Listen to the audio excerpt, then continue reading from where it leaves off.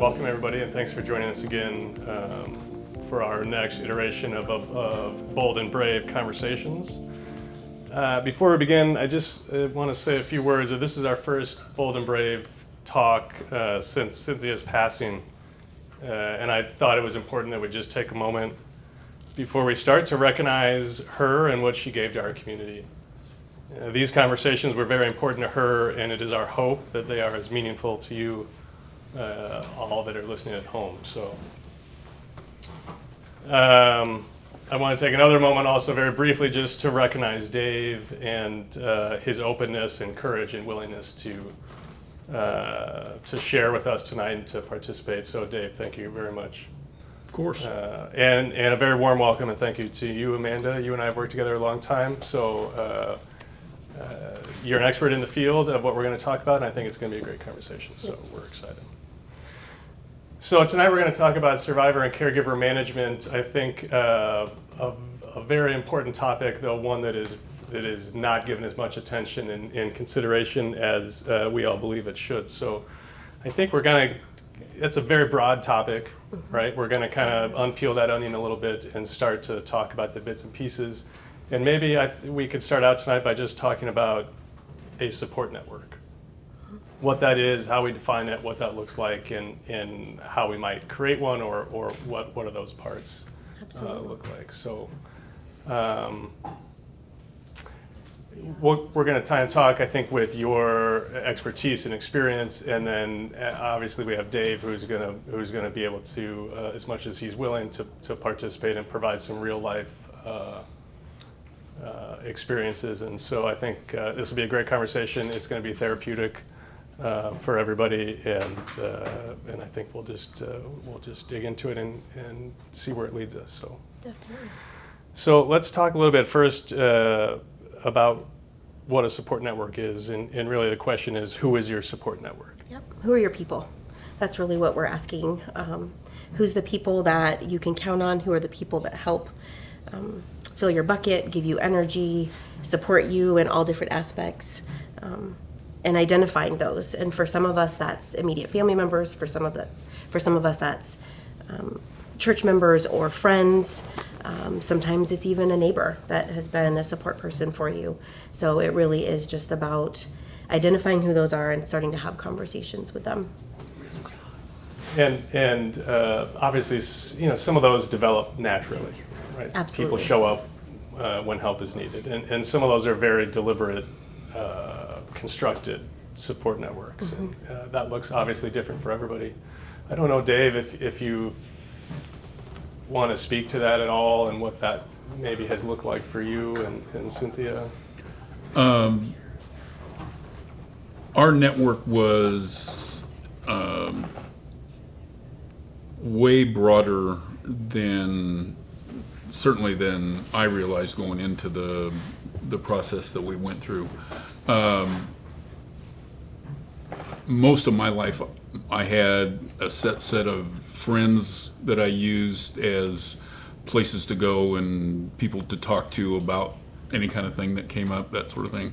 Cynthia's network was way larger, and it was actually, I think, even broader than what she anticipated, because of the number of people that I saw kind of come out of the woodwork in terms of being ready, willing, and able to help. So as far as how we dealt with life before things sort of went in the ditch, it was a situation where we had closely held friends in a pretty tight group.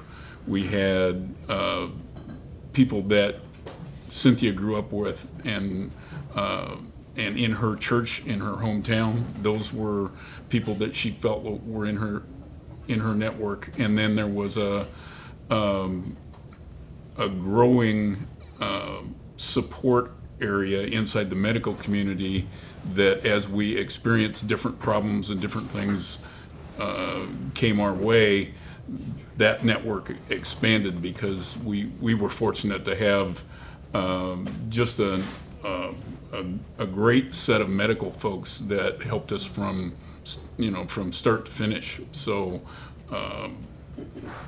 we felt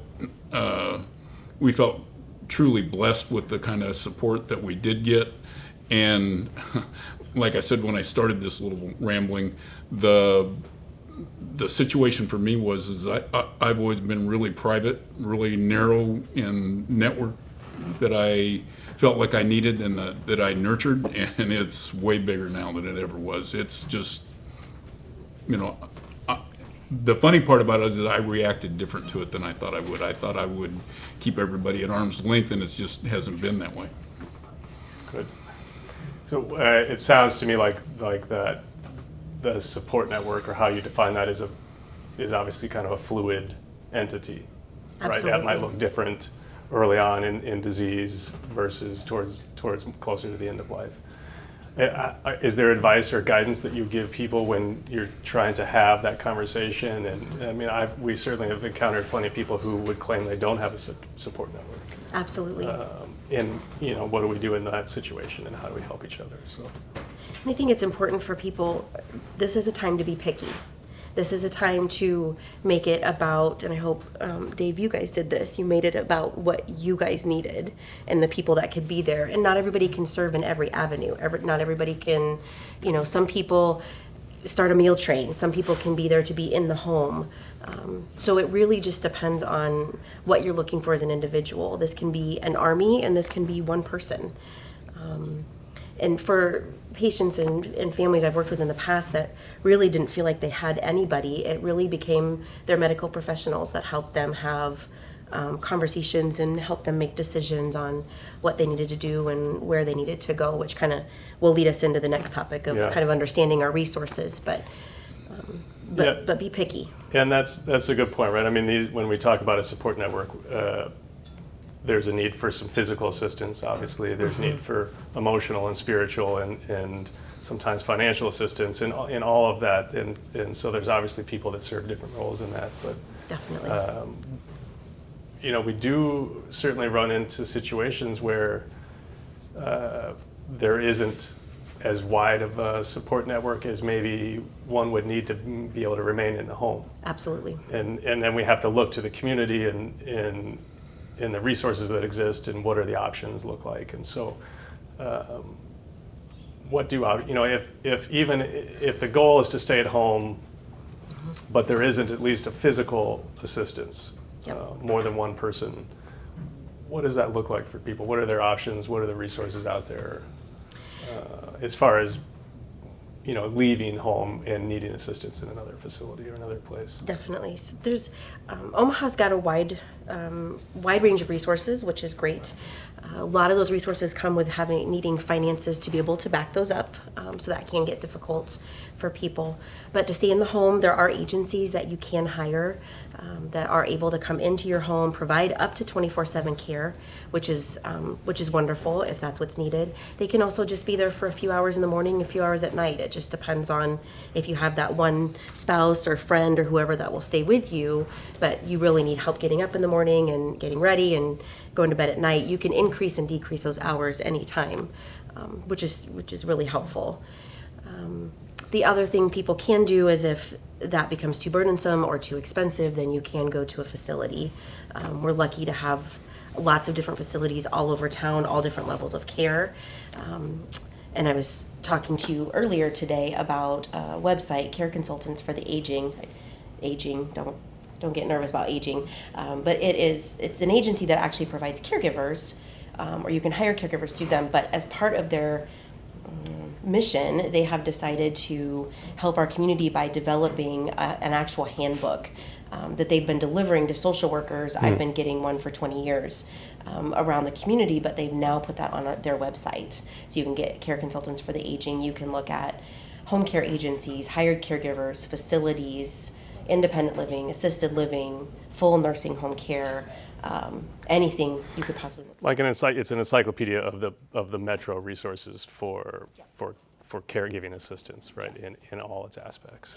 And everything to go with it. It also has legal resources. The book is this thick. It's got a myriad of things, anything you could possibly need.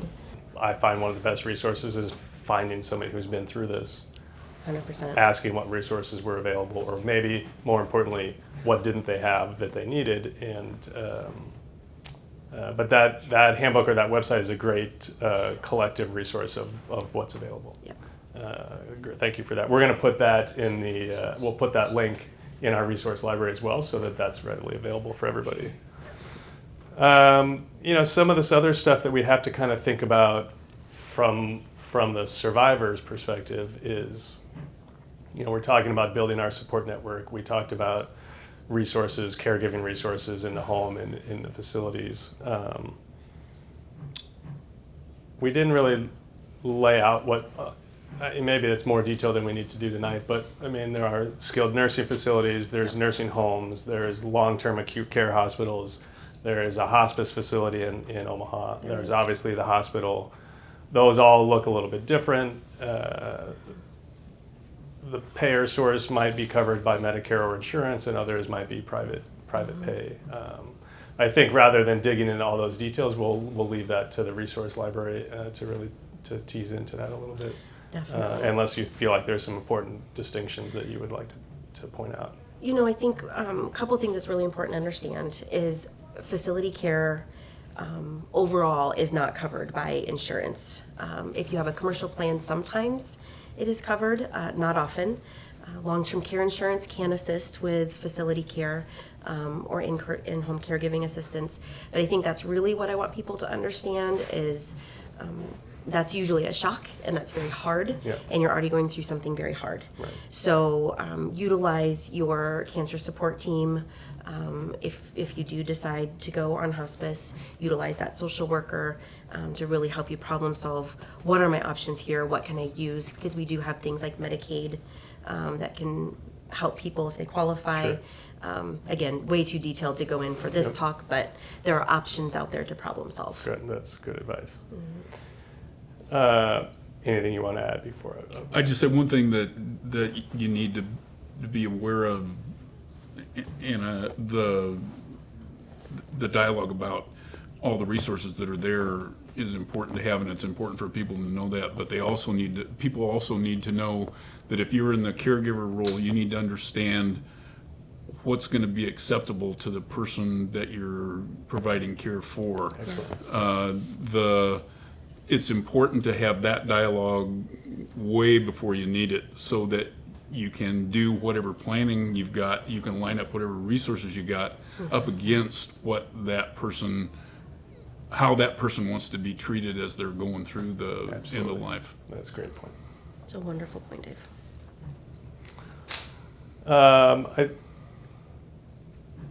We've talked about, as we've gone through these talks, we've covered lots and lots of topics, and we've done one with funeral planning, and we talked about, some of the logistics of that process and cremation or the options that exist. But there are lots of planning sometimes that needs to take place about after death, but maybe before funeral or before cremation. And really specifically, one of the questions that we've been asked is, can we talk a little bit about organ donation? Absolutely. So I'll kind of leave that to you. That you're more of an expert than I am. So we actually have an organization here that's based here in Omaha, NORS, Nebraska Organ Retrieval System. And so they have been a wonderful resource to a lot of people that have questions about organ donation. Unfortunately, with a cancer diagnosis, sometimes that does eliminate ability to donate certain things, but sometimes you can donate tissues or bones, eyes. I know this is a sensitive topic, but important to some people. So. Yeah. There are different things that you can coordinate with them and talk with them about. Like you said, Dave, planning for these things well ahead of time while you're still able to, and it's not a crisis situation is always the best advice. And so they're always willing, NORS is always willing to talk to a patient or a loved one that has questions about that. And then that goes also for eye donation for the eye and tissue bank as well. Good. It's a sensitive topic. It's a topic that I've run into a lot, and we've spent lots of lots of talks and many months talking about defining what your goals and wishes are, and then communicating that and making sure that whatever the process is, that gets, you get as much control and say that as possible. And that piece, donation is one that is maybe often thought about, but not necessarily often talked about. And so Absolutely. I think just trying to bring that to the surface, because again, if lots and lots of people who, that is their wish, for their body after death. And so that's as an important a wish as some of the stuff we've been talking about, as far as lining up your care team and how you want this to go. So 100%. there's another part to that conversation I think is worth touching on, is that there's a difference between organ donation and donating to science. Absolutely. Yep. And maybe just briefly kind of walk us through what that looks like. Definitely. So NORS is the organization here in Omaha that helps with the organ donation and lining all of that up. If you want to donate your body to science, I've had families do a couple different things. One is donating to a medical school here in Omaha. So you can either choose UNMC, or is it Bergen Creighton or Creighton Bergen, whichever name that is now, but you can donate your body to science. They will use your donation, and then after that they will cremate you and then give you back to your family if that's your wishes. But they will do cremation, and it's all free of charge. The biggest thing with that is that the person that's deciding to donate their body has to be the one to fill out that paperwork. No one can do that for them, ever. Way upstream from the event itself. Yes, yep. So you have to, and there's all kinds of stipulations that come with that. So if your body size becomes too large or too small, if you have jaundice, there's different stipulations that you have to fall into, and none of us can tell the future, right? We don't know what's going to happen. And so when families are looking at that avenue, or patients are looking at that avenue, I encourage them, number one, to apply as soon as possible so that they can be accepted, if that's their wish, and get that process started. But I also always encourage them to have a backup plan in case the donation cannot be completed. Absolutely. Good. And then there are other patients that are looking to donate to a certain medical school for a very specific type of cancer diagnosis. Most of the time when I'm working with families, that's already kind of been started. But if it's a wish of theirs, it's important, again, to make sure that your family knows that wish and that we are identifying that, and your professionals, especially in the medical community, are reaching out so that they can try to do that for you. Good. So we're kind of talking, at least initially tonight, about the personal side of the survivor management, and maybe some of the bits and pieces that we need to, or would encourage people to think about as they're planning and thinking ahead. And so we're talking about support network and levels of care, and really who's your team, right, is what we're, and Dave, I think, like you've said, the expectation or the planning of that may oftentimes look different than when it's put into practice, right? Or you may have people stepping up to serve a role that nobody could have predicted was going to be, their role in this process. But I mean, what I've learned, and would love your input, but like we said earlier, it's a fluid process, and being open to where that takes you, I think has been important in a lot of our families' experiences. To that point, as we're talking about organ donation and donating to science, and we're kind of looking down maybe after death at this point, right? And so we're going to start to talk a little bit tonight about caregiver management and care for the caregiver. But I think kind of as a bridge to the survivor and the caregiver is, does your spouse or your significant other or your person, do they know how to perform the duties and roles that you have provided in the household? And again, we've run into that a lot, where it just hasn't been a topic of conversation because there's lots of balls in the air. And that surviving spouse now, in the midst of their grief and bereavement, have to find themselves taking on new roles and new tasks. Absolutely. Right. And I think it's important to have that conversation with your spouse or significant other, or the person's going to be helping you manage the day-to-day. I often joke with my husband, he has no idea what I do with the bills or the bank accounts but do I have it written down somewhere? Yes. Does he know where that is? Yes. Because of what I've seen in my life, and I know how quickly things can change sometimes. Sure. But taking on all of those roles, plus a caregiver role during that time, can be extremely stressful and exhausting. And again, before you get to that crisis situation, learning some of those roles and doing things together prior to them needing to be done by the spouse usually goes a little bit better. Great advice. That's good. How about you, Dave? I was going through in my mind some of the black holes that I ran into after Cynthia passed, and it was we shared and talked about most of how we did everything. So, at one level, we both knew how things worked, but there's a big difference between knowing about it at 50,000 feet and actually doing it. Mm-hmm. And there's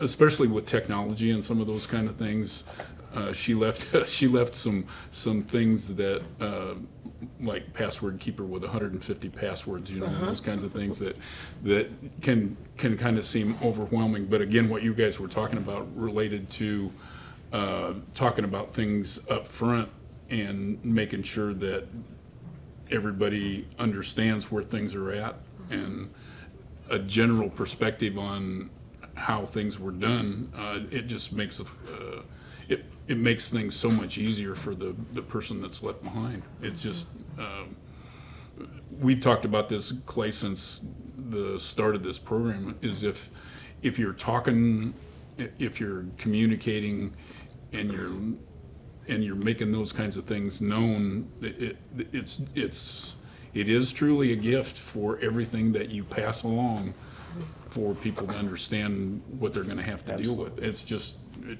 makes all the difference in the world. 100%. Yep, and I, similar to that, I want to go back to the beginning of the topic, but we often have to have lots of conversations with families and people going through diseases that, in the same token, it is a gift to allow people to provide care. Mm-hmm. Right. I mean, what I hear a lot is, I don't want to be a burden. I don't want to be a burden. I don't want to be a burden. And they take that to the degree where they're disallowing loved ones from participating as much as they would like to. So I just think that's important. When you brought up the idea of a gift, Dave, that allowing people the opportunity to be a caregiver and express their love and attention in that way is important for everybody involved sometimes. So, so we're going to kind of roll into talking about the caregiver role. It's an exceptionally difficult role. And I would also say one that as a culture we don't have great recognition or resources for. But exceptionally important, especially stressful. I would never use the term burdensome by any means, but it's a lot. And Dave, I know I'm kind of preaching to the choir as you've been going through this, but what does a caregiver even really mean, right? I mean, we talked about these members of your team, and there may be teams where there may be groups of people where each is kind of serving a different caregiver type role. Absolutely. And there are people, Dave, that as I know you were, who take on all those roles. I guess maybe I just kind of pick your brain a little bit, Amanda, first, to see thoughts on the caregiver, the meaning of that, and kind of the existence of that principle. Yeah. Well, and I think, Dave, correct me if I'm wrong, I think everybody defines that for themselves. And these are hard conversations to have. They're hard conversations to start with loved ones when you're talking about caregiver. And kind of what I want to really focus the rest of this on is making sure everyone understands that this is not about giving up anything. This is actually about taking your power back, taking back your life, and having these conversations does that. It helps put things in perspective. It keeps taking care of your loved ones. As you said, Dave, it was a gift to be able to have those conversations and do that.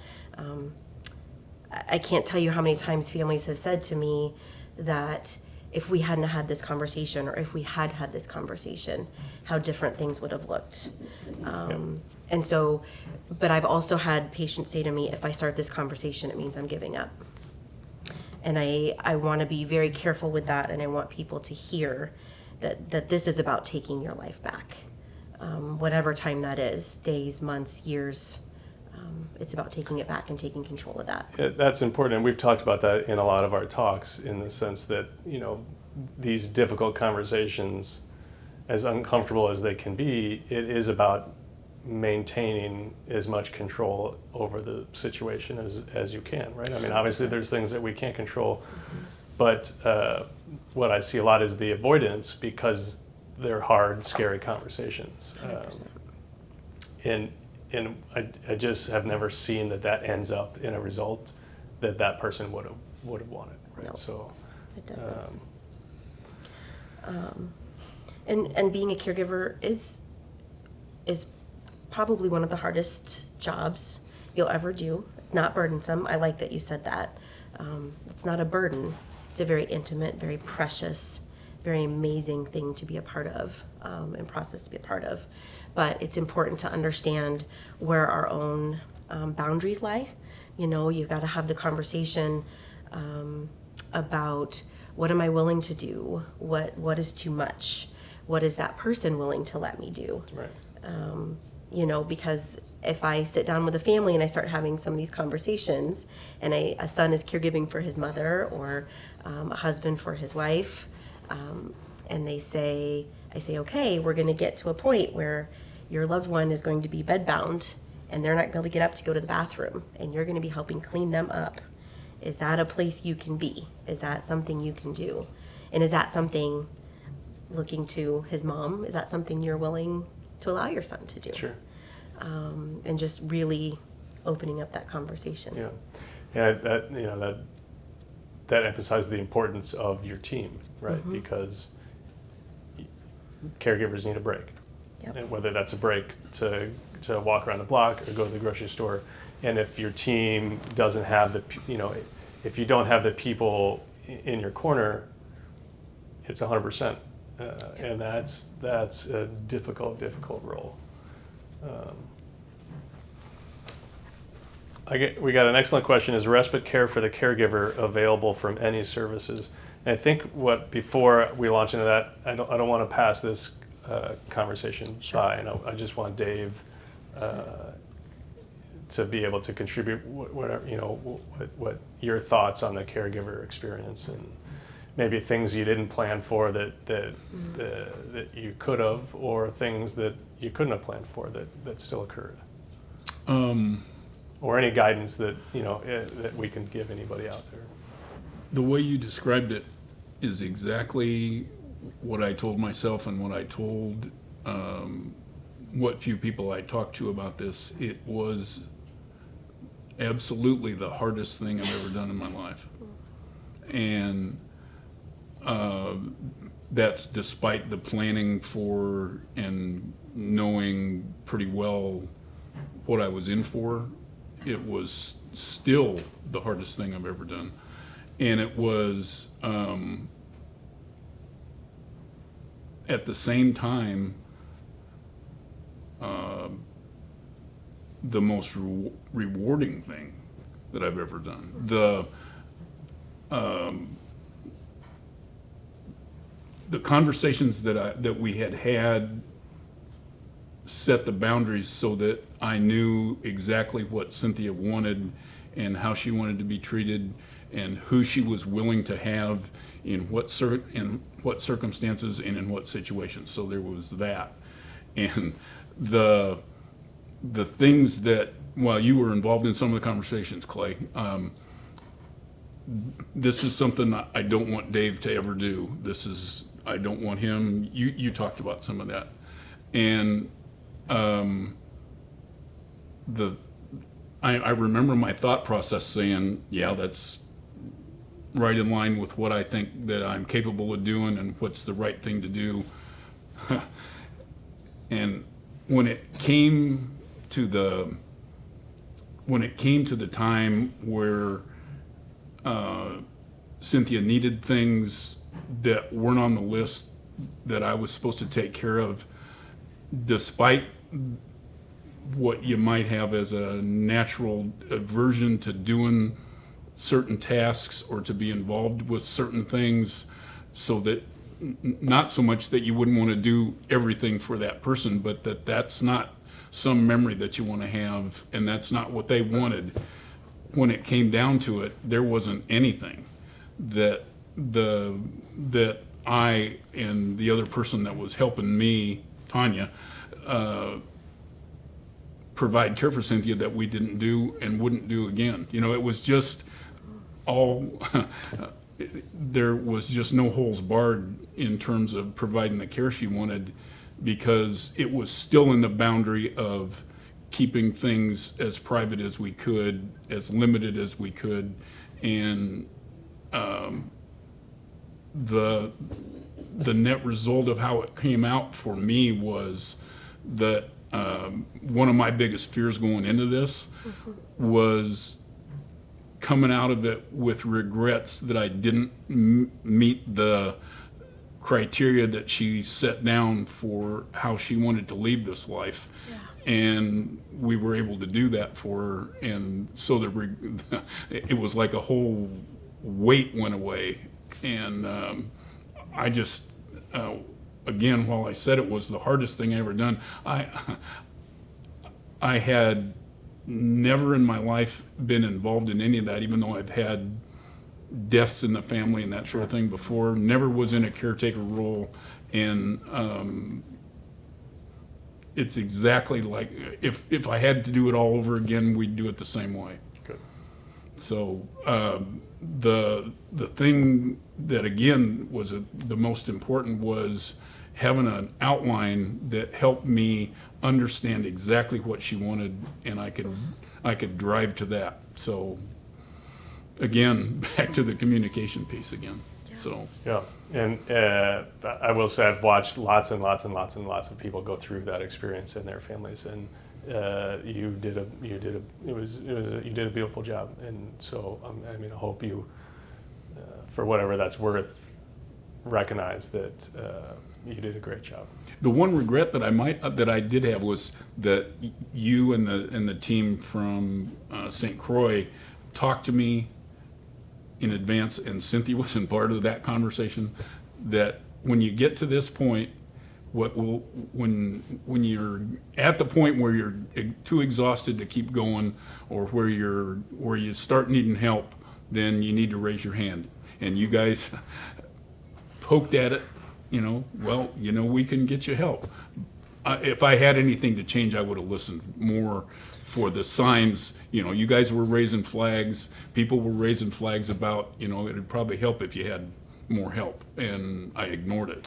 It's a tough space to be, right? Yes. And lots of times, and that's the taking care of the caregiver piece that we're talking about, is that lots of time when that burnout happens, we're past where we needed help, right? Exactly. And then when that happens, if the caregiver gets injured or sick or just burned out, then they're of no use to the person they're trying to provide the care for, right? So exactly, and I got to a point in my little episode of reaching that point was I got so scared I couldn't believe it, that I was, I had a minor incident with my heart going on because of the stress and because of what was going on, what was happening. And it was a deal of, oh my God, I'm going to die or have a stroke. And then what is she going to do? Because I didn't listen, I didn't listen well enough. So Well, and it's one of those conversations where intellectually it makes perfect sense when you're talking about it upstream, right? But Yep. it's the intellectual understanding versus the emotional understanding in coming to recognize when is that time to ask for help or raise the flag. So, and associated with that, I mean, we always try to caution people and help people that I don't want anybody to lose the opportunity to be a husband or a daughter or Yes. or a mother to the person that's going through that, which is their role. I don't want them to lose that opportunity in replace of being a nurse. Yep.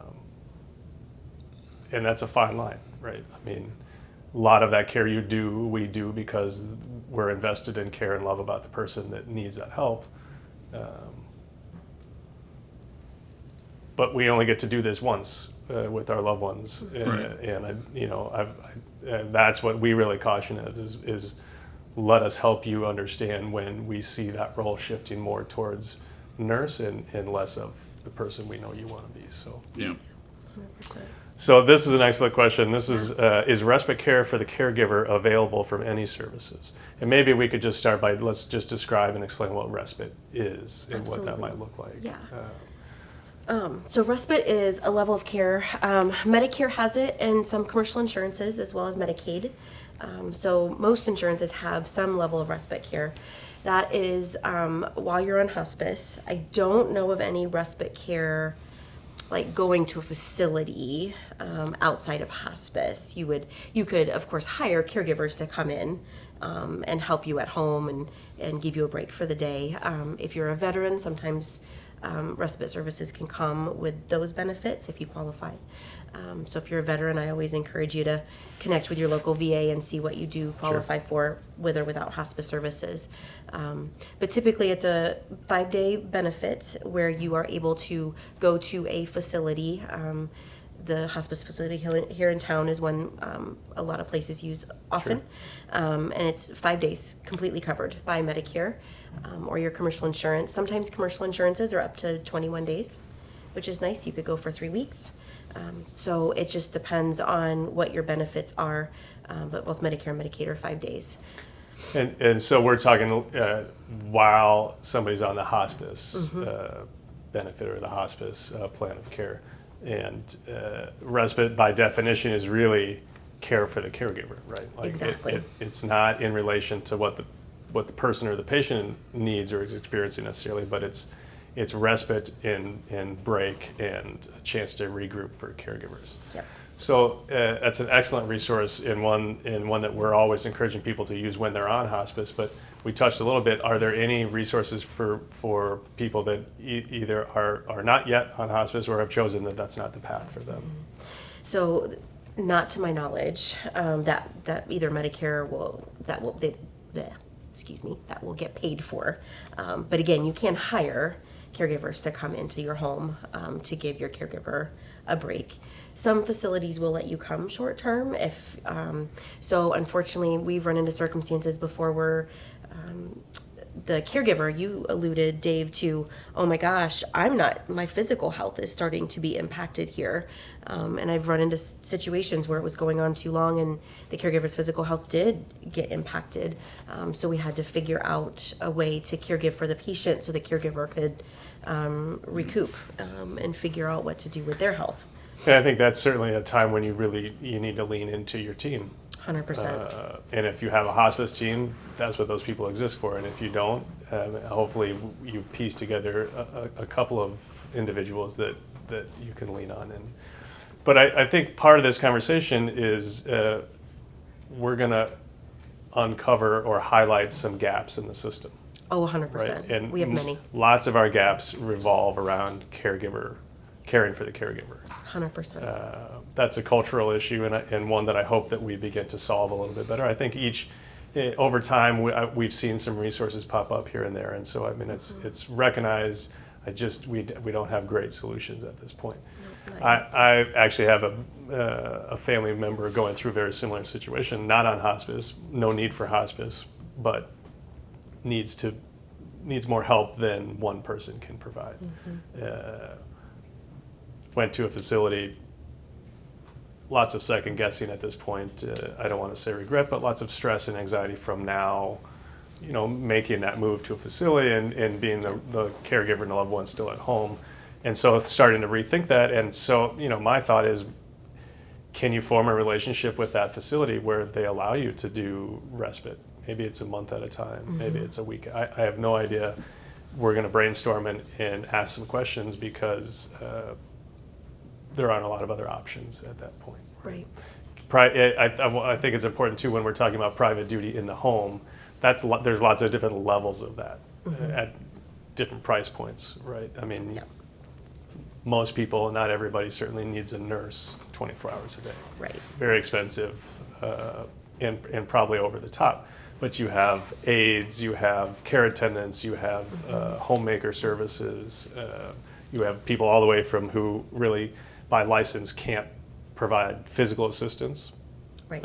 in the home, and you have people who are fully licensed as a nurse to do whatever is necessary. So, Absolutely.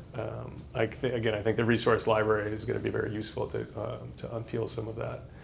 Another great question. I didn't mean to cut you off. No, you're good. And I was just saying the Care Consultants website would really help with that, and kind of. I also want to tell families usually what I say to them if they're looking to hire in-home care. I've actually tried to find a 24/7 nurse before because a family could afford it and that's what they wanted, and so I went looking for one, and I have yet to find Really? a service to provide 24-hour nursing RN care.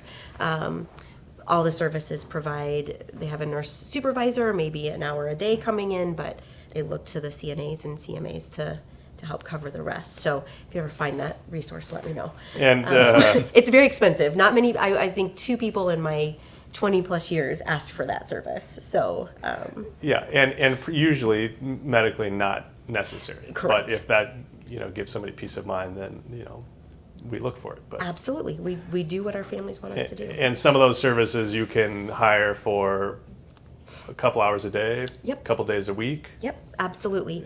So Is there flexibility in that? there is, depending on agency. And so if families are looking for agencies to assist them, I always tell them, number one, interview them.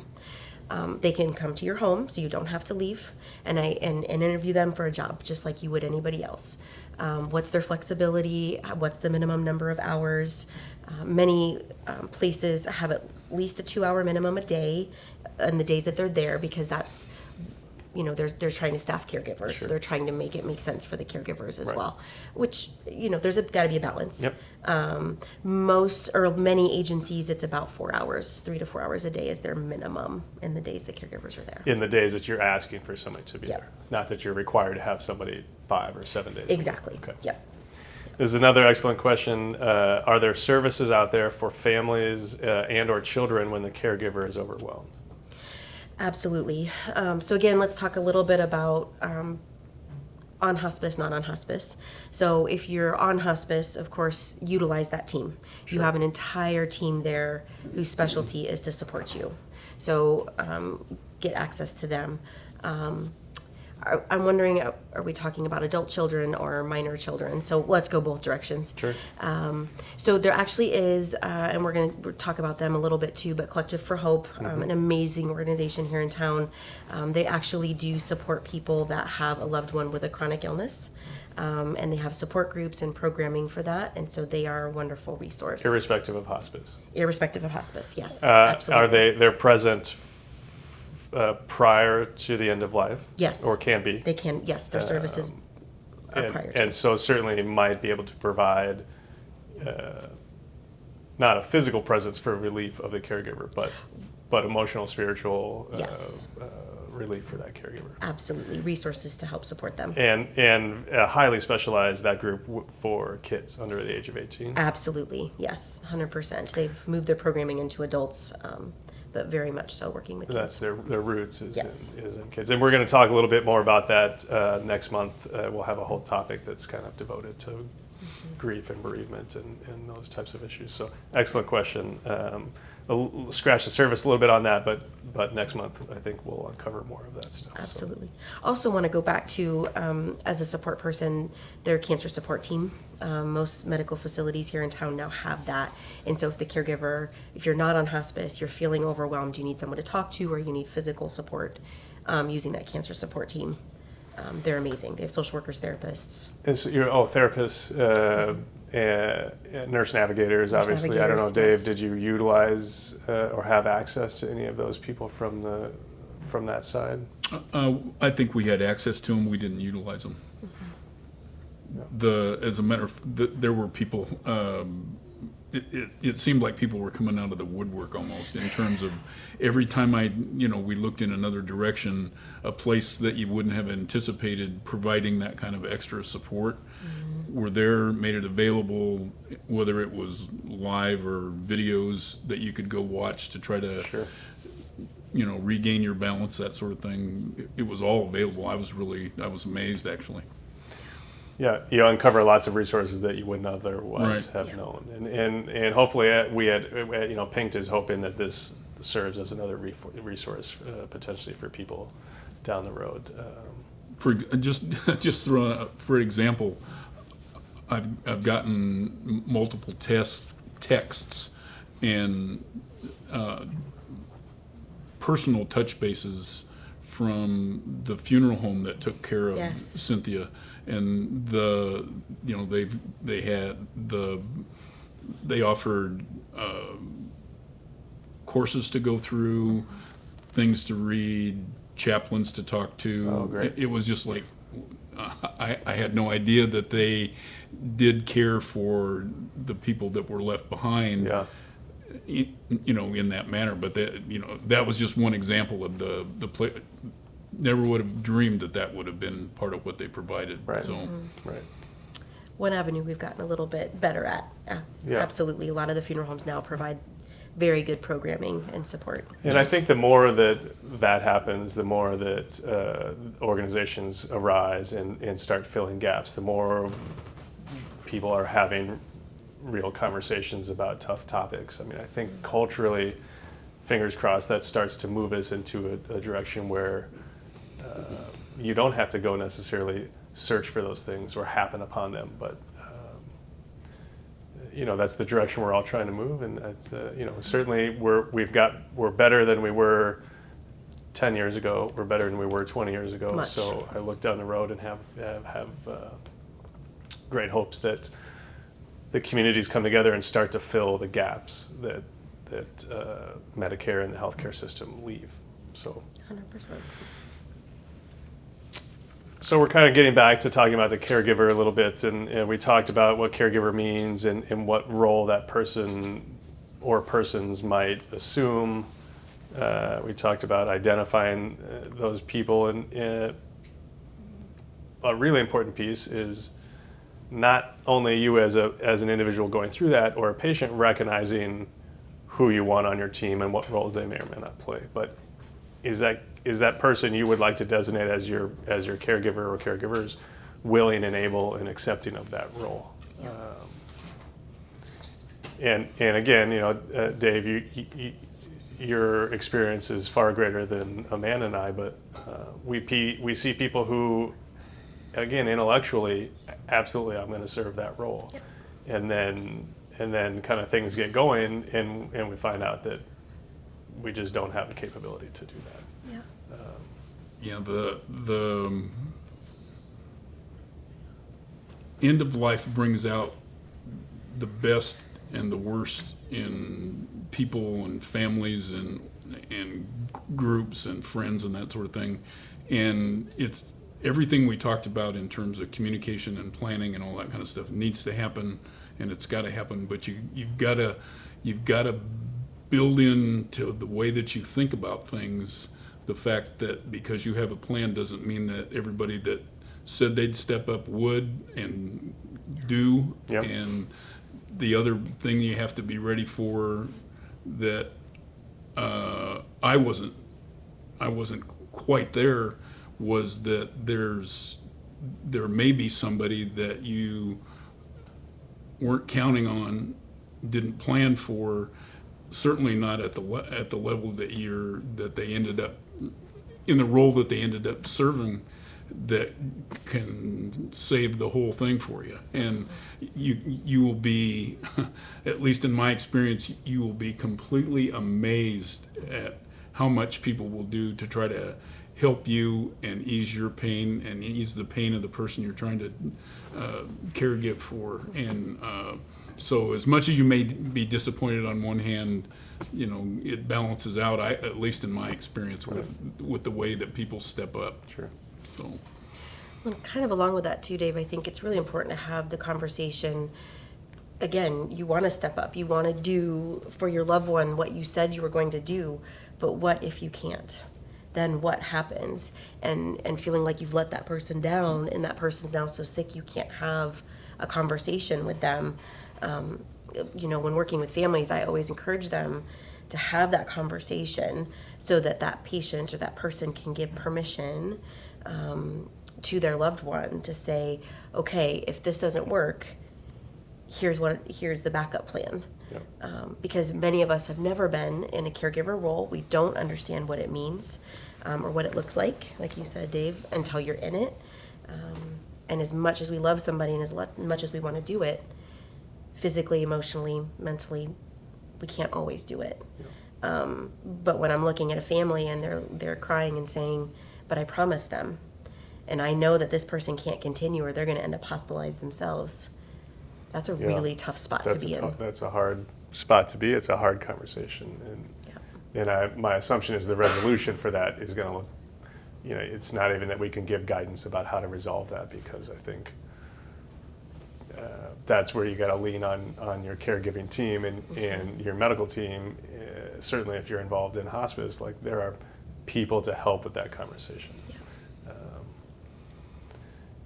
And the other benefit I think to leaning on your team is that it's typically a team that's been through this many times, right? From the outside looking in, not from the caregiver perspective, but there is lots to learn from watching other people, their experiences and some of the pitfalls and successes. And so, Dave, you've reiterated many times, but leaning on the people that have come to help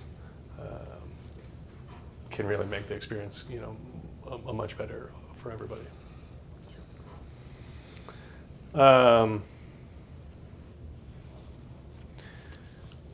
This is one of the hardest questions that I'm sure you've addressed and that I encounter is, what do I do if I'm alone? I have no caregiver present for the end of life. Yeah, and that's very tough, especially if your goal is to stay at home, and depending on your resources, that may or may not be. You're talking a safe finances, option. Yes, right? Financial resources. Yep. It may or may not be a viable option for you. Now, I'm also the firm believer that people are able to and do make decisions I might not think are the most healthy for them, or the thing I would choose for my loved one or what I would want to see them do. But as an adult in our world, you have the right to be in what I feel is an unsafe situation. And so first, as a social worker, my job is to help, and I'm hoping the social workers in the clinics are as well, and I know they are, having conversations ahead of time with, what do we do? What do we want to see do? Do we need to apply for other services to make sure that you can be at home, such as Medicaid and Medicaid waiver? There's programming out there depending on your financial situation. Sure. Or do we need to look at a facility?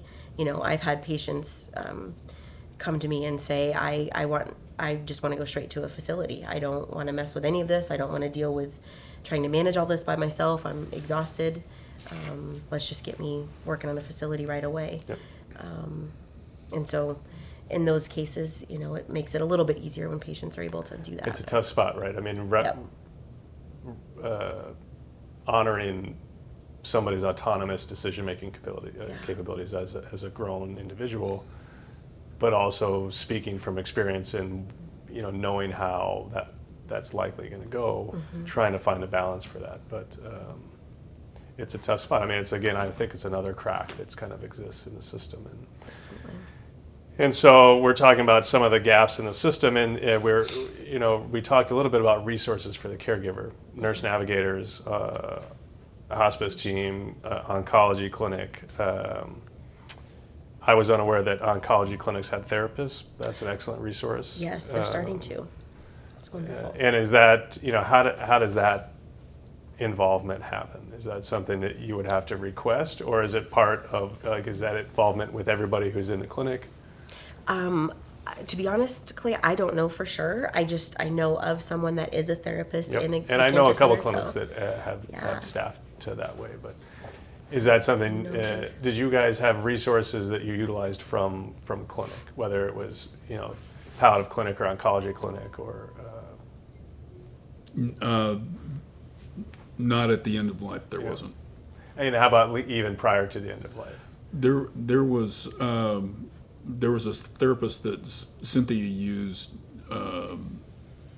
back earlier in some of the diagnosis stuff that she was going through to try to manage how she was looking at the Yeah. the next part of her life. Yeah. And she got good support, good help, good perspective from the time that she spent with this lady. Good. So Good. Yeah, I think another resource that's out there, although not as much as we would like, but support groups. And we're talking at this point for the caregiver, right? And so are there support groups that exist, prior to the end of life, that are not grief and bereavement support groups, but for caregivers? And then, in the same token, are there groups that exist for surviving spouses or significant others or family members that can kind of help guide through that process a little bit? Definitely. So a couple different things. Dave, I'm curious. My last knowledge was support groups were still occurring with the cancer clinics. Do you know if they were still happening? Well, COVID kind of blew everything out of the water there for a while, but... if they're happening, Cynthia didn't talk to me about them. Okay. They may have made themselves available to her through the people that she visited or that she utilized, but she didn't talk to me about them. So, Okay. and they didn't bring them up when I was, I attended most of her appointments and that sort of thing, and I don't remember anybody talking to us about it. Okay. So that may not be as a resource that still exists. I'm not sure. We would need to maybe look into that a little bit. How about support groups for after the end of life, right, for the surviving family members? Absolutely. So as Dave alluded to or said, the funeral homes actually are starting to really do some amazing programming and providing monthly support groups. I know of one funeral home here in town that not only provides a support group, but also provides like a place to meet for dinner, and it can be like a social time to meet with other people that have lost a loved one. And I have had family members that have really gotten a lot out of that, both the support group structure and the social aspect of both of those things. Right. So that is happening. If you are on hospice, there's a bereavement program, and the bereavement program usually includes some sort of support group or at least resources in the community. Sure. And I would have to, there used to be a list of bereavement support groups or grief support groups in the community. I wonder if Collective for Hope. I was going might to say, I have think that. we'll probably unpeel that a little bit more next month. Yep. We had a little note on here. You and I had talked, maybe discussing about the Hospice Volunteers. And again, we don't mean to make this a conversation about hospice, but it is becoming more common, and it is a common end of life process. But with that comes lots of great resources. It does. And I just want to touch on volunteers because they're another great part of the team. It's actually mandated by Medicare Yes. that hospice provide a certain percentage of their hours by volunteers. Yep, 5% actually, which is actually a lot of hours. Right. And most hospices strive for well above that, Yeah. if they can get it, especially, again, COVID threw things out of the water quite a bit, but hospices are rebuilding their programs now, which is wonderful. But they can provide respite for that caregiver. And so I have seen volunteers come and sit with a patient so that their caregiver could go for a run. And they literally just ran around the block for several miles. That was their exercise, and that was what rejuvenated them. I had one wife that said she hadn't had a long hot shower in 2 years because her husband, she couldn't leave him long enough alone to be able to do that. And so the volunteer came and sat with her husband, and she took a shower long enough that the hot water ran out, and she was ecstatic. Good. So it's the little things that can help provide that extra support and take care of that caregiver a little. Typically, a volunteer will come and stay for a couple of hours a week. Sometimes more often, just depends on the situation and what the staffing that the hospice has. Sure. Not typically able to lay hands on people, though, right? Correct. So not typically able to provide care. So either the person has to be able to basically navigate things themselves, and then the volunteer just calls for help if needed. Emotional support, Yep. physical presence. Distraction. Yep. Good. Keeps them busy. Good. I think the next piece that we were going to talk a little bit about is really kind of dealing with relationships, and we've talked a little bit about the survivor, and we just kind of finished talking about the caregiver, and I think there's probably some good conversation and some points that are worth covering as far as the intertwining of those two roles, right? Absolutely. And one of them, and this question has been asked in several of our prior talks, but how do you speak to your family members who are struggling or not on the same page as you meaning the person who's going through an advanced illness? Definitely. This happens quite often, actually. Most families have this on some level at some time, and sometimes it's that the person going through the illness is wanting to continue treatment as long as humanly possible, and the family doesn't agree with that, or vice versa. The person going through the illness has said, "This isn't for me. I don't want to do this. I want to spend what time I have left a different way," and a family struggles with that, and so it's very difficult and very hard to try to come to terms with that and not feel like you're disappointing your family or letting them down.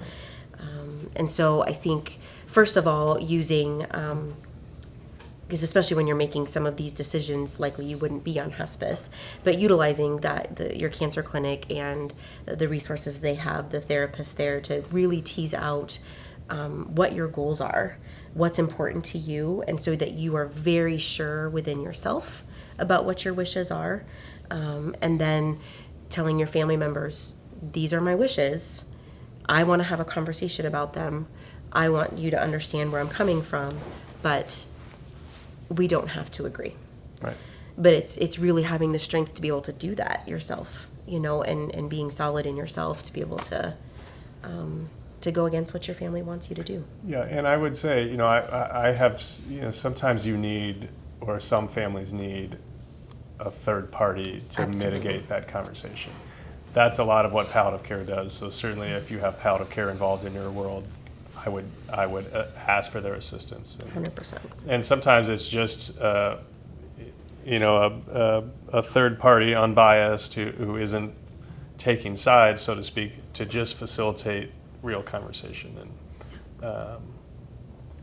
And I've had lots of experiences where when the two parties are together, this is what we want, right? Mm-hmm. And then when you speak to the person with the disease in private, they said, that's not at all what I want, but I don't want to let somebody else down, right? And then you talk to the significant other, the spouse, in private, and they say, that's not all what I want to see them go through, but I don't want to make it seem like I'm giving up or I don't want them to fight. And so sometimes finding a way to break that barrier down and bring that conversation together. I've seen some really, really beautiful experiences when that conversation can be had. Absolutely. I know Cynthia was unique in lots of ways, but with regards to this conversation, because she had really laid out lots and lots of things. She had thought through this, right? As much as you can predict the things. And I don't know if, do you have anything that you want to speak on as far as having those conversations and lessons you learned or things to avoid? As anybody that knew Cynthia is aware, she had pretty strong opinions about what she was willing to go through and how she wanted to make decisions relative to anything medical, that she wanted to know what the bang for the buck was. If I'm gonna go through this treatment, then it has to give me at least X% more of good time versus just, taking a run at seeing if this will work. And the things that she decided, and the things that she worried about, and the things that she tried to manage made it so much easier for me working with her and with her medical group, that most of the anxiety and the stress and that sort of thing that you're talking about, Clay, it just wasn't there, because Cynthia and I were both analytics, and we kind of got to the same place in looking at research related to whatever it was that was facing her now, and came to the same conclusion. The treatment was or wasn't worth the pain and agony of what you had to go through. Sure. In order to get to the next step. And so it was, it just never got to be that sort of a cloud and a stressor in our marriage or in our lives about how to do it. We were just, pretty much on the same page from the start. Good. So, and that's a gift. I mean, that's not as common as we would like it to be. There were times when you would look at, well, you decided not to do that. I wonder if what you're going through would have been helped by that.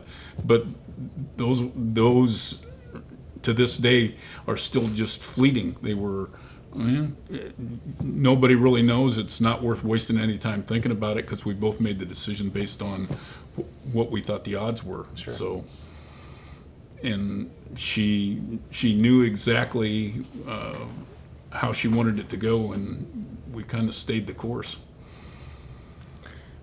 And I think I want to make sure people heard what you said, Dave, because you had those conversations, and I know we keep coming back to this, but the amount of stress it relieved from you.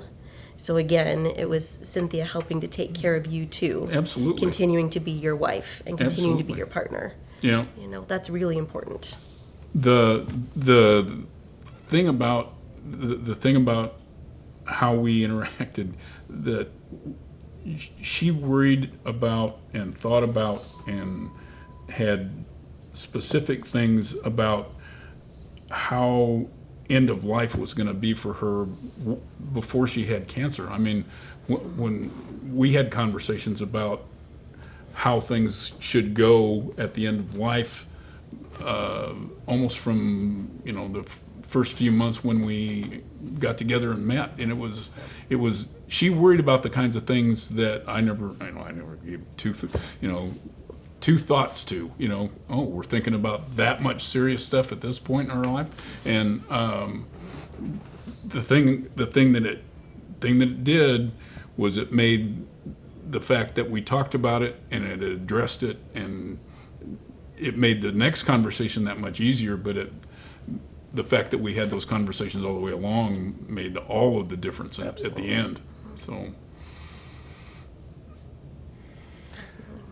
now I got to figure out how to do that for the people that are going to be around me at the end. And I'm, since it's most of my family, siblings and that sort of thing, I've got some of that left, but probably not, since I was the baby of the family, the place that needs to happen is with my kids, and putting my head around the things that I'm going to have to talk to them about and burden them with in terms of thoughts and process and stuff. I'm trying to figure out how to get to that point where I'm giving them the same gift she gave me. Right.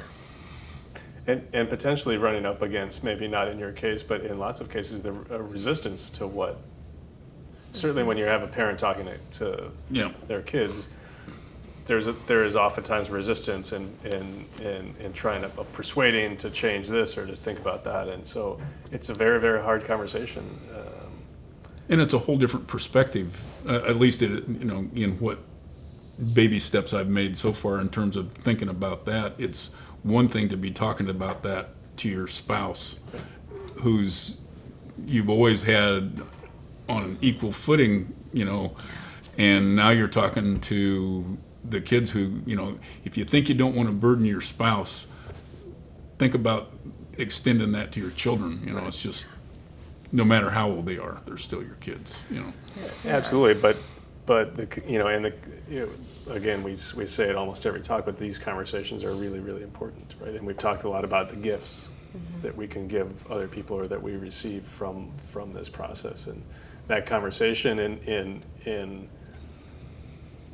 unburdening them with decision making.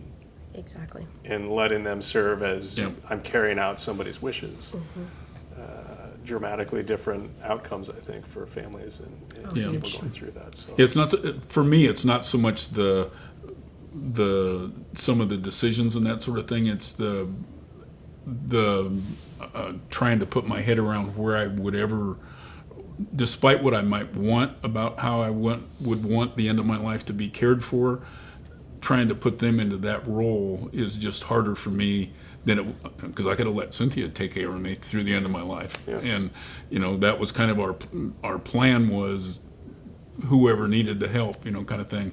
But kids are just, for me, it's just been a tougher struggle to think about. absolutely, regardless of how old your kids are. Yeah, Yeah. exactly. I don't know that changes whether they're younger or grown and have their own families. But so a lot of the things that we had talked previously about trying to work through tonight are talking about, they kind of center around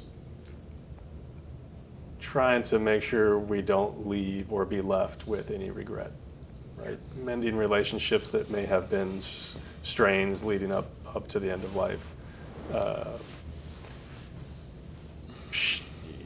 Being able to share your thoughts and emotions because it's important for you to create that experience when maybe that's not in your personality, right? We're talking about things that we're comfortable with. You've gone through it. You and I help people go through it. But there are certainly people that aren't.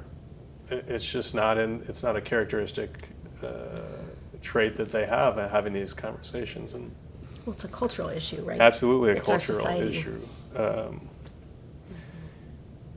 So we have an idea on here of just how to go about mending broken relationships, and not necessarily that we have an outcome for that conversation, at least tonight, but it's an important conversation, and I think one that we could probably spend a little time on. But I don't know if you have thoughts to that, and you certainly help people through that process. Any guidance and thoughts that you have on that? I was thinking, you said no regrets, and that was literally almost every family I would sit down with. That's one thing I would say. What is, if you don't do something, what's going to be your regret? Because when we have regrets or we have things left undone, you and I have both seen, unfortunately, the end of life path looks very different for people that have things they're still very worried about or very concerned about that they haven't finished. It just looks different. And so again, going back to gifts to your family, giving them the gift of you being as at peace as you possibly can be is worth having some really hard conversations, or at least attempts. So for me, most people, when they tell me they have a relationship that hasn't been going well, or that they're trying to work on, or that they haven't talked to somebody in 20 years and it really is something that's hurting them, just encouraging them to make that first phone call, write a letter, we've got all this great technology. By the way, squirrel moment to all of you out there, it's my fault that the technology got all messed up today, because anywhere I go, IT always says, this has never happened before. However, I do have use for technology, and in these circumstances, this is where I find use in technology. You can make a video, and so it can be a very at least you will have said what you need to say and sent it to that person. What that person does with it, you have no control over. But just doing things to have closure for yourself, to at least try to be able to say goodbye. Yeah, I think, and that's what I find a lot of times people are after is, I've, like you said, we've had, Dave, you brought it up, I mean, end of life brings about lots of skeletons from the closet that maybe we didn't even know existed, right? And I've seen relationships where they say, I haven't spoken to that person in 20 years, and you dig into that and they don't even remember the why. Yep. It's just pattern behavior. They can remember when it began, but the why behind it is really kind of taken on its own personality a little bit. And but closure is really important, and we do use FaceTime and we do use video conferencing, and we try to help people resolve that. This whole process is as much spiritual, emotional, and personal, and probably certainly more so than medical. Right. Absolutely. And so we focus all of this time and energy on the medical piece, and I think that some of the other stuff maybe gets pushed to the side a little bit. What's the easier piece to push? Right. Because again, it's our culture. Right. Not to have the hard conversations, not to talk about the fact that all of us will be facing this someday, and what do we want that to look like? We are a death-denying culture. Yeah, Dave, you have any thoughts on that?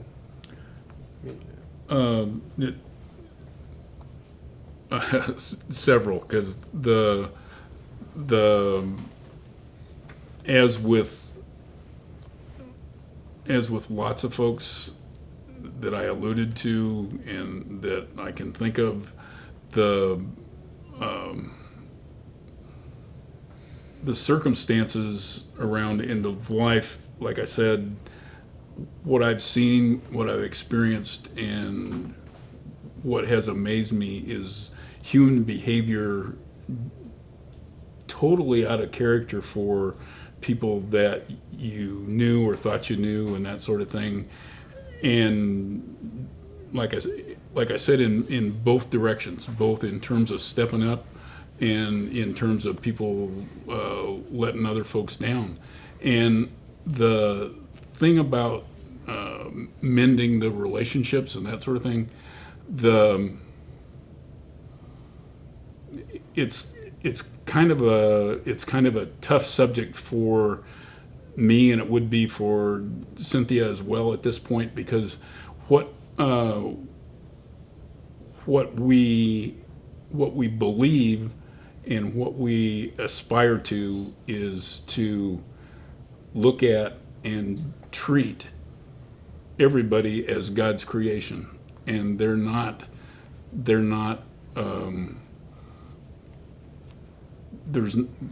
isn't anything inherently evil in people, and it's incumbent on us to forgive us if there's transgressions, and to overlook if it was people's mistakes that they make, and at the same time we're not perfect, and it takes.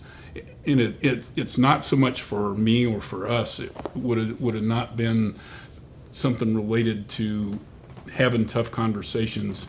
It would just be more in the lines of doing what God asks us to do in terms of being the kind of person that we aspire to be, rather than holding grudges and keeping those things alive that when it comes down to what's really important, it's just insignificant. So I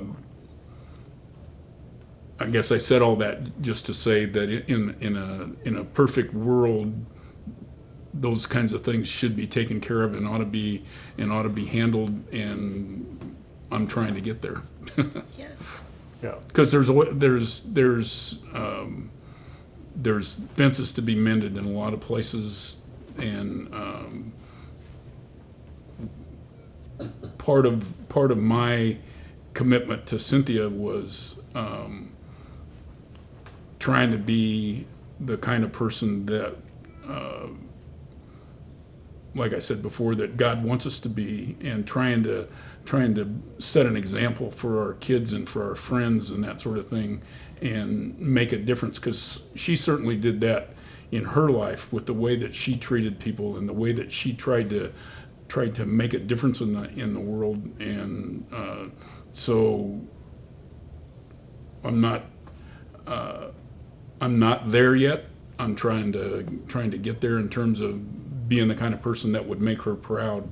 So I think the mending of relationships is, if it's not at the top, it's near the top of things that people need to get after while they've still got time. Yeah. Yeah, and to that end, there's lots of us are looking for closure with the person that we're about to lose, right? And what that means and how you define that is different for everybody. But how do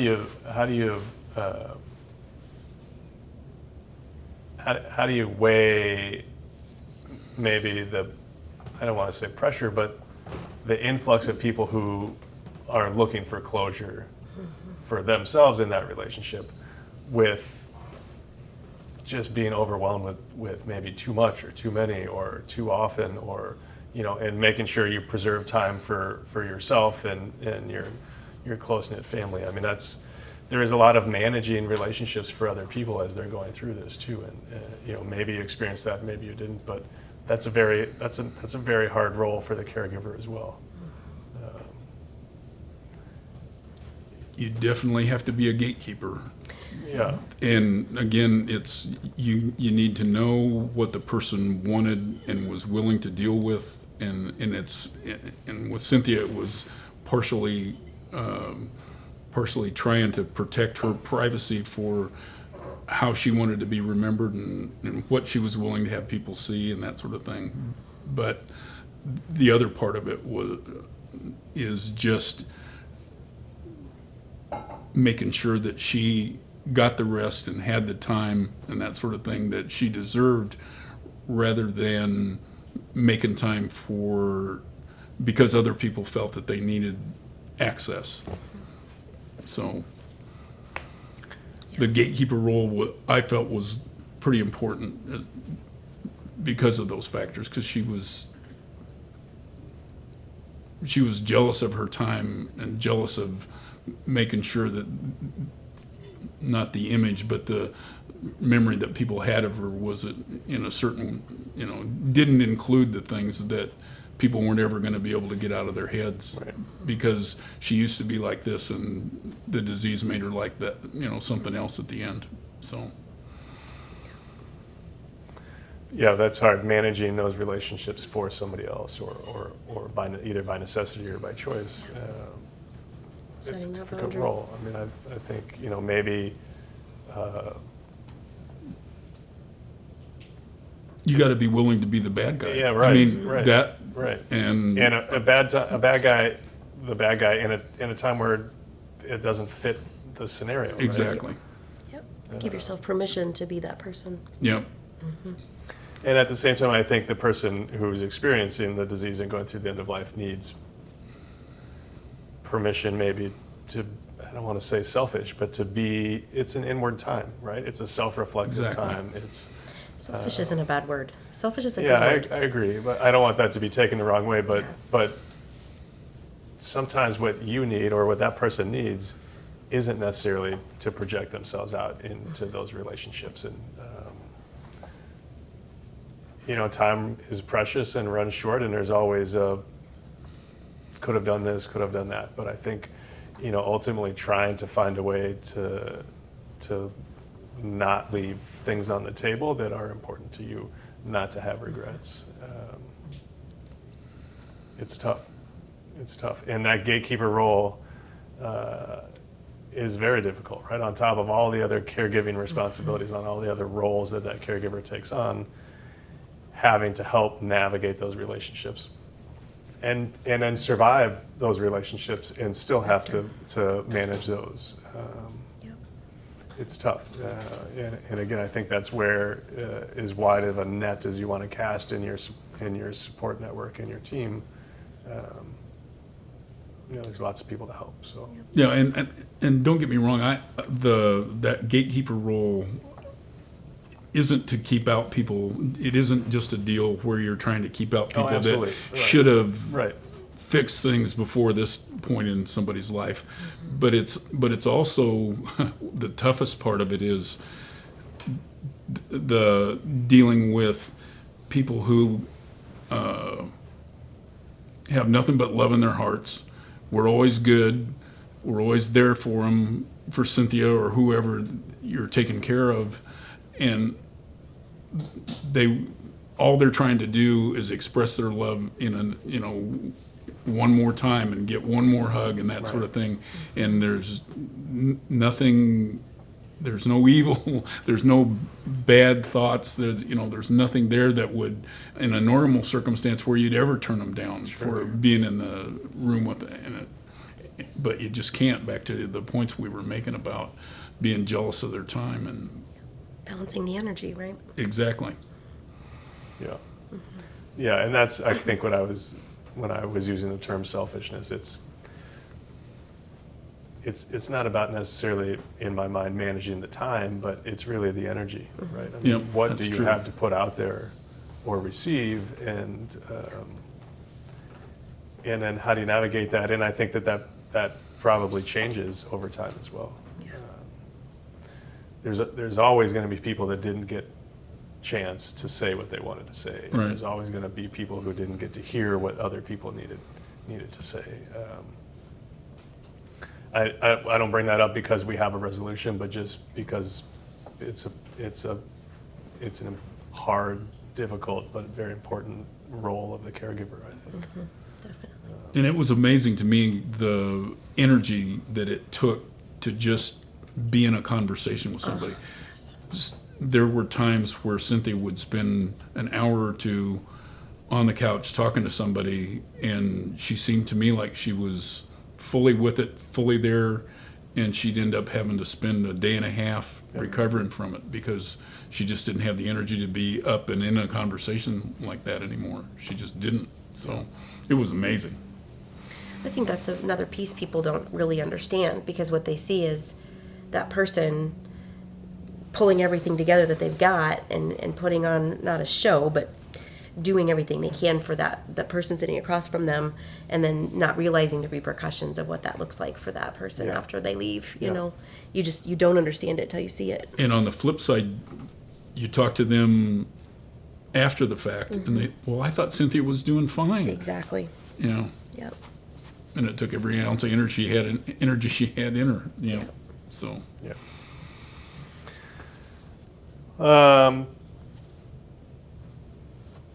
So if you're able to have the conversation and you found some resources or you put into action some of the things that we've talked about, what are some things that you can do pre-grief, right? Pre-bereavement. I mean, making videos, writing letters, there's mementos that can be done, all sorts of things. Kind of in your experience, what have you found to be meaningful for families and people going through this? It's a really good question. And I think it depends on the relationship you have with that family, but doing this work for a long time, I've had the privilege of coming full circle with some families and coming back around sometimes 10 years later with a family that I cared for 10 years prior. And that's an amazing thing to be witness and a part of. And for some of those families that were maybe younger, if their parents or they still had life events like marriages or graduations or those kinds of things, letters or videos were extremely meaningful to those people, to those kids or those loved ones that knew that they'd be thinking ahead. And I do think that's probably what people have told me the most is either letters or videos. I think a lot of bereaved I've worked with in the past also said being worried about forgetting the sound of their loved one's voice. And so that's why the videos become very important. or if someone's a little younger, I've also had grandparents or somebody put something inside of a stuffed animal, like something saying I love you, or grandpa loves you, or daddy loves you. So pretty amazing gifts that you can give just with a few words.